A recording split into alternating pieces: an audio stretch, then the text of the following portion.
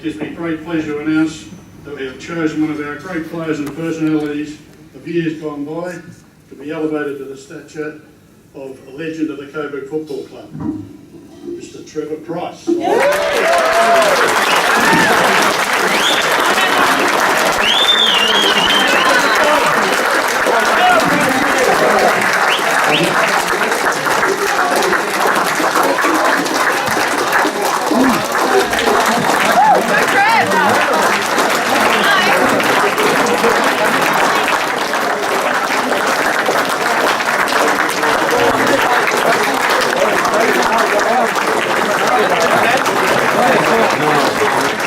Coming up, I'll just tell you how Trevor arrived in Coburg. Came to from West Essex in 1969, slotted into the defensive role, earning him a place in the 1970 Premiership side. Continued to improve in 72, gained the most improved award. He reached his 50th game in 73, went on and played in his second Premiership in 74. He topped 100 games during 78, went on to play in his third Premiership in 1979 to become one of only two triple Premiership players who are still with us today. He retired from us in 1980 and went on to further his career at Werribee. Played there for several years, but always remembered as a Coburg man. Never a great bowler in our best and fairest. It was a great inspiration with his aggressive style, which certainly kept opposing forwards looking over their shoulders. Teammates, whilst Trevor was around, were very wary of what they got up to. Trevor was made a life member of the club in 1978 and was selected in our team of the century. Trevor was inducted into the Hall of Fame last year, and his name and performance are always linked with the associated with great players of the Coburg Football Club.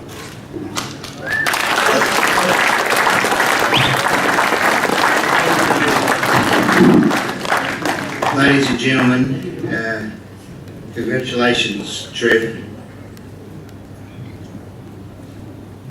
When you're involved in footy, there's always someone you want to play in your side. And I'm sure that all the players that Trevor played with, from when he first started with the club, wanted to play alongside Trevor.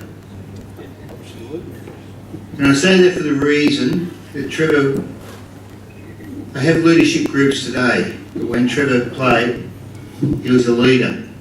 He was a leader in a way where he said, push up. You're on the wrong side. The wind's blowing the other way. He would teach. And I know that when I coached with him, and there's a couple of players here, and the Alan Harmansons, the John Douglases, the Mel Collinses, the Brad Nemos, know how he taught them. I said before when I spoke how people get the think about Trevor Price is tough, and he was tough. The thing about Trevor Price is being rugged. And Trevor Price was with Laurie Burt, the best player I ever coached at Coburg Football Club. People wanted to be in the side with him. He taught his mates.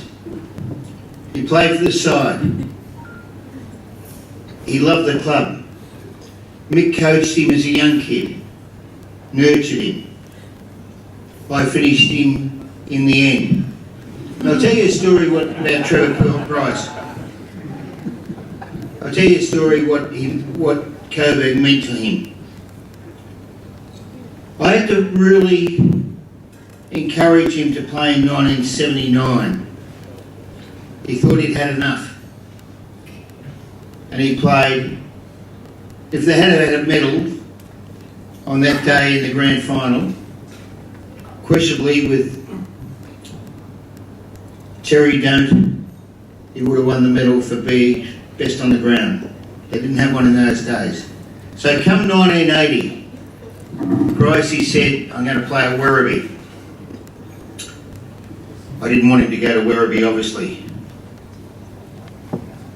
Alan Mannix, who was a teammate of his, was coaching Werribee. And I said to Trevor, will you come out and tell the players at training you don't want to play with them? Price, he said, "Can I get stuffed? I'm not going out to tell him." And I asked him again, and he wouldn't. He was so loyal to the club. And in the end, he left. And it cost us dearly for the way he was as a person. But when you think of our club here, and I say our club, your club, the people who aren't legends of the club, who've represented this club over the many, many years, from the Bob Pratts, legends of the AFL, from the VFL. Trevor, you hold your head up high. You did us proud. You worked for your teammate to be best on the ground. You worked for the club. You did everything that was possible. And there wouldn't be one person from when Trevor first played with him until his last game who didn't admire him, want to be in the side with him, and realise that he was all about winning for the club. Personal accolades didn't mean a thing. Not one thing. It was all about winning. And for the young boys who are here tonight from the club, you can be a Trevor Price if you want to be. His best mate is sitting on my left here from a football club, is Brian Alvery. They grew up at Strathmore Football Club. They went through together. And Brian, if you ask him afterwards, and please do, he will say this guy thoroughly deserves the right to be a legend of Coburg Football Club. I'd like everybody to just appreciate it in the best possible way by applauding him. He's fantastic.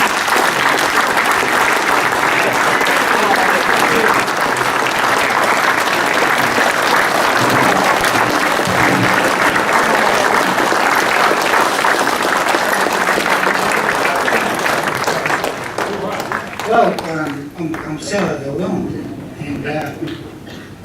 and probably a little bit silky at the moment because I am a softie, as Cheryl will probably tell you. But look, I'm so proud of tonight. Let's start again. And I'm so proud of Coburg Football Club to where we were, to where we are, and where we're going. And my heart, from when I was a kid, which I think a guy, or not I think, I know, a guy called Brian Alvery, not Brian Alvery, Brian Wells. He came to my mum and dad's place and said, "Will you come and play football with Coburg?" And I thought, Coburg, Dad? Where's Coburg? I lived in Essendon, you know. And I was 17. And so I go over to Coburg the first night, and Mick Irwin, coach. My first senior coach, I'm 17 years old. And I just felt that much at home in that club. I trained at Essendon actually because they said come and train. I trained there for a couple of weeks, but I wasn't happy there. I just wasn't home.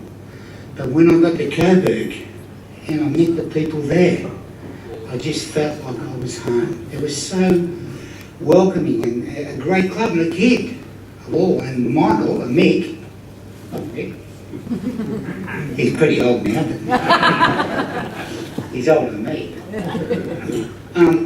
They just opened their arms up and said, come and train and welcome to the club. And my dad was so proud. And he drove me over there each night, just couldn't drive. I don't want to talk on too much like Phil did. Is Phil gone? He's gone. Okay, he swore it out. But anyway, I don't want to talk too long, but I can assure you, I was that proud to pull on a Coburg jumper and train with Coburg and run the jail and all that. And to play with Coburg. You run the jail, you young bucks? Now, I learned how to hitchhike over in the long run, but anyway. And as Mick said, we 69, I think there was a year. And then 1970 was our grand final year. I think I started on the bench. But during that year, the inspiration, because I've come out of junior football, was Mick. Mick was an inspiration because I never had a senior coach before. And to me is what you want, you ask me and I'll give you. If you're a team player, or if you want to be part of my what we're going to do together collectively, I will give you 100 and I want you to give me the same. And Mick, sorry, can you call you Michael or Mick? Yeah, whatever. Okay. So Mick was that way. And I remember one game there, I think it was at the end of the year, it might have even been the grand final. Did we play Coburg? All right, might have been a game before the finals. And then we were playing Parang. At Parang. No, it wasn't the grand final. This is the game I'm telling you about. And I was easy led, you know. I'll never forget it. And we've come off at half time. And Mick had just got a kick in the head. And he's bleeding down here. So he's giving us a talk at half time. And the blood's still running down. And the trainers come up to wipe it. And Mick said, "Don't you touch that." So leave that there, he said. This is what these guys are going to go through to win this game. I think we won the game, Mick. We're all shit scared not to. We don't want to get a kick in the head. Anyway, so that's Michael in 1970. And we went on and we won the granny. I think I stayed on the bench. Only a pup, and I got my first kick and I froze and didn't know what to do, and the muscles were all tightened up, but I got the ball and kicked it somewhere. But anyway, so we won the granny. Well, how fantastic was that? Then we went through a guy, he took over after that, a guy called John Dugdale. If I bore you, let me know. John Dugdale coached us to the 74 grand final. And by the way, he was a different type of coach. I don't knock him because we won the 74. But I think he had me playing full back at one time there, and I used to do drop kicks out, and whether they worked or not, I loved them because I used to fanny whack and go out that way. And Mick always had a habit of going like that, you know. So one day there at quarter time or half time, he's gone, Pricey, do you know what a drop punt is? I said, well, I've heard about them, you know. He said, well, for Christ's sake, will you do a pull back instead of kicking a drop kick? So away I went with a drop punt then, and that was them days. That's a long time ago. Because we never knew about a drop punt then, did we? And then we moved forward, and we're thinking, okay, it was always in the back of the mind, because we were up first division, down second division, up first division, down second division. The ultimate was first division. We want to win a grand final first division, and I always had that in my heart too, and I knew the club, because they were so close and collective together, which you younger people now understand because you're starting to win games.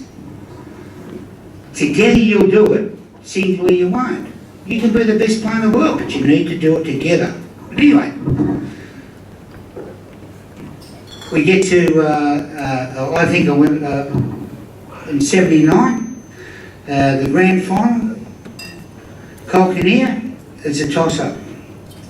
It's a toss-up between Mick with the blood and Cole ripping his shirt off.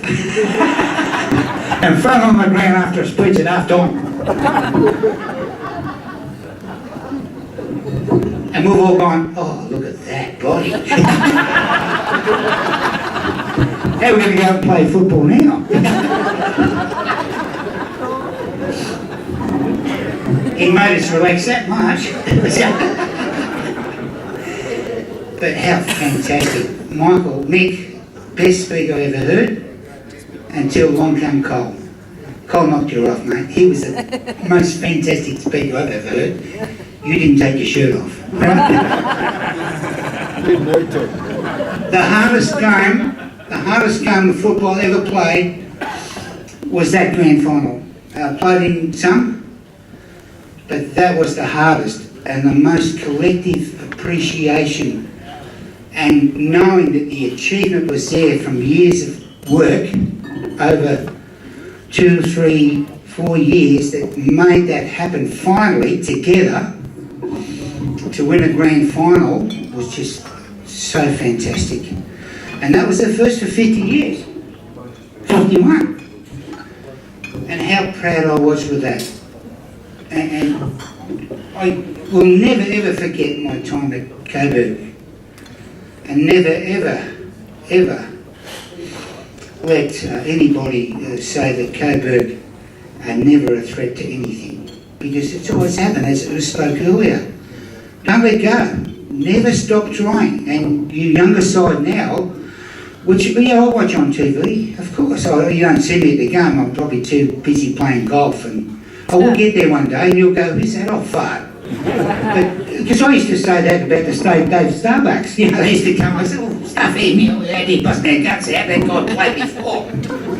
He's not there getting bashed with us now, you know. But how fantastic that was. And how great and is it humble with the players that were here and the other players that should be standing where I am now, that I've played with. And I'm so proud. And I'm not going to talk, I won't cry, Cheryl. I'm so proud to be here and accept this award. And for Coburg, I love you and I thank you very much for allowing me to play with you for the years I've been.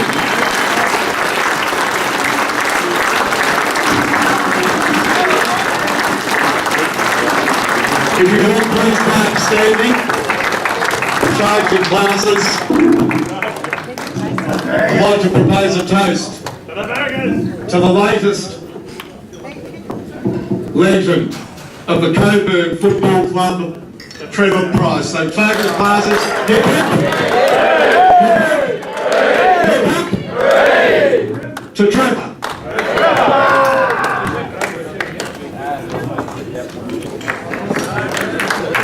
Just one small thing before we have